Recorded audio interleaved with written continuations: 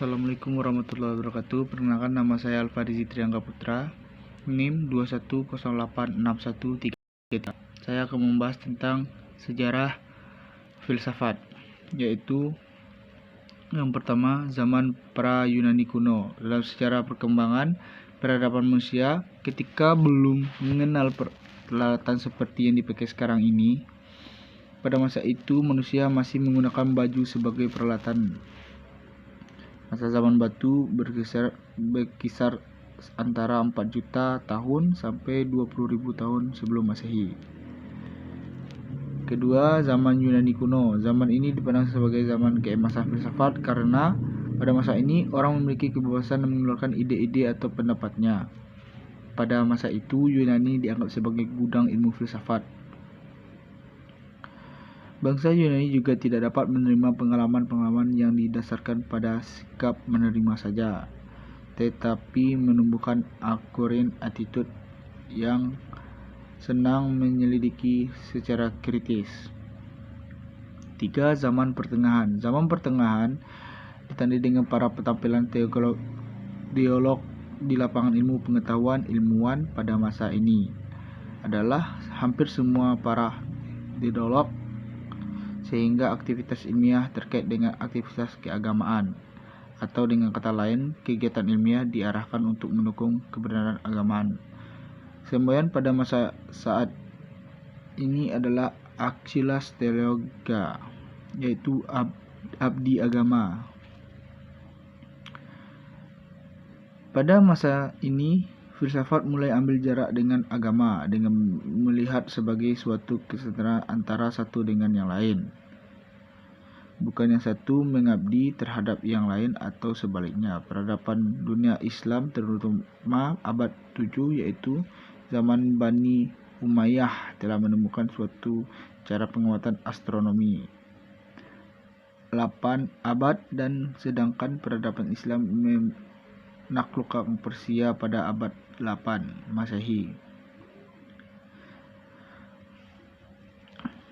Sampai dengan di penghujungan abad pertengahan sebagai abad yang kurang kondusif terhadap perkembangan ilmu, dapatlah diingat dengan nasib seorang astronom berkembang Polandia, Nicolaus Copernicus, yang dihukum kurungan seumur hidup oleh otoritas gereja ketika mengemukakan temuannya tentang pusat perdarahan benda-benda angkasa adalah matahari.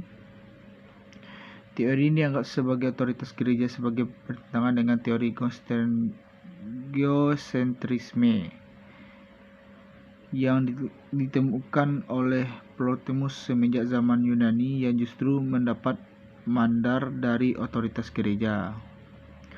Oleh karena itu, dianggap menjatuhkan kewibawaan gereja. Yang keempat, masa Renaissance merupakan era sejarah penuh dengan kemajuan dan perubahan yang mengandung arti bagi perkembangan ilmu jembatan antara abad. Zaman ini juga merupakan penyempurnaan kesenian, keahlian, dan ilmu yang diwujudkan dalam diri jenius serba bisa.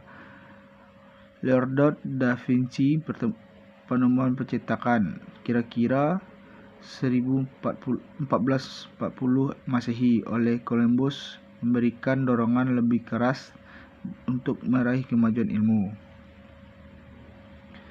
Setelah Renaissance mulai zaman Barok. Pada zaman ini tradisi rasionalisme ditumbuhkan kembangan oleh filsuf antara lain René Descartes.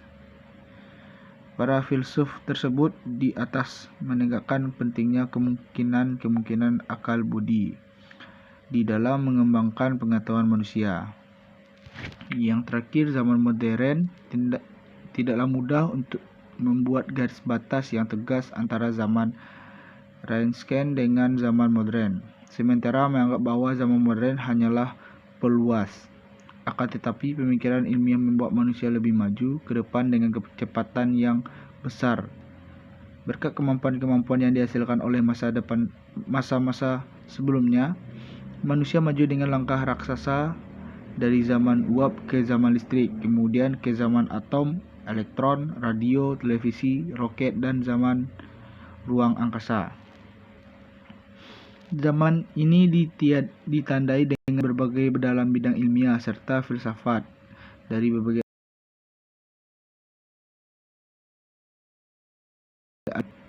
paham-paham yang muncul dalam garis besarnya adalah rasionalisme, idealisme, dengan empirisme.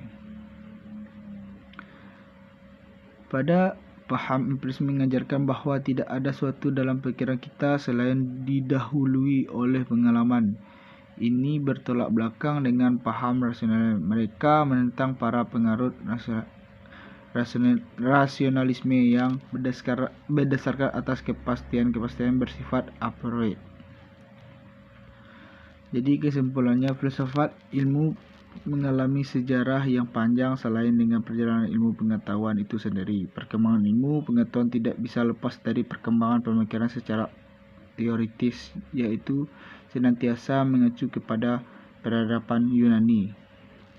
Sekian, terima kasih. Assalamualaikum warahmatullahi wabarakatuh.